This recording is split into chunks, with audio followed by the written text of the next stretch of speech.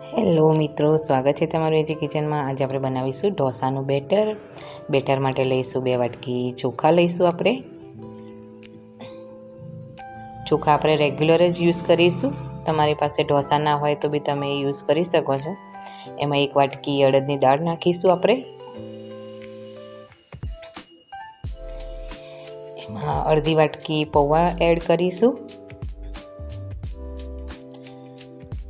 અને એક નાની વાટકી લઈશું, એ બી અડધી જ। એમાં ચણાની દાળ નાખીશું અને 1 ચમચી મેથી નાખીશું। આપણે અડધી વાટકી રવો યુઝ કરીશું, એટલે કે સૂજી। એને મિક્સ કરી લઈશું સરસ રીતે અને વોશ બી કરી લઈશું।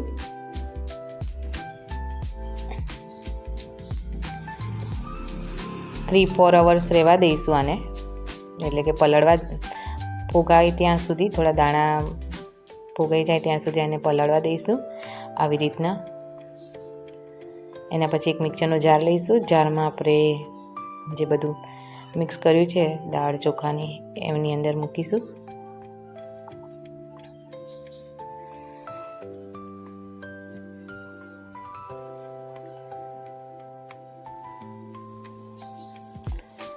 સરસ રીતે પલળી ગયું છે। એમાં એડ કરીશું 2 ચમચી મીઠું સાથે જ નાખી દઈશું, એકદમ મિક્સ થઈ જાય એના માટે। આપણે આ ખારા વગરનું બનાવવાનું છે, એટલે કે સોડા વગરનું। આવી રીતના થોડું થોડું કરીને ગ્રાઇન્ડ કરી લઈશું બેટર સરસ રીતે।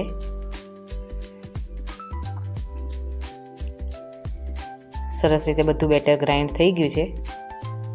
આટલું થીક રાખીશું, પાણી નહીં રેડીએ આપણે આના અંદર હમણાં। એને 3-4 કલાક રહેવા દઈશું, એટલે આપોઆપ આવો આથો આવી જશે।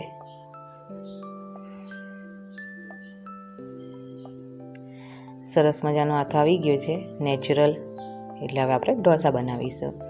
ઢોસાની તવી લઈશું, એમાં બેટર નાખીશું, મસ્ત ગોળ ગોળ ઢોસા બનાવીશું।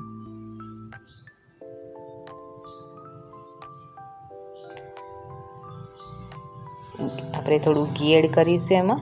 તમે ઘીની જગ્યાએ તેલ, બટર એ બી યુઝ કરી શકો છો। અને આપણે એકદમ ગોલ્ડન બ્રાઉન થાય ત્યાં સુધી એને શેકાવા દઈશું। સરસ રીતે ક્રિસ્પી ઢોસો બની ગયો છે આપણો। એને નીકાળી લઈશું, આપણે સર્વ કરીશું ભાજી પાવની ભાજી સાથે। ચટણી છે કોકોનટની, અને મસ્ત આનંદથી આપણે એનો ઢોસાનો મજાથી આનંદ લઈશું। Thank you watching my video.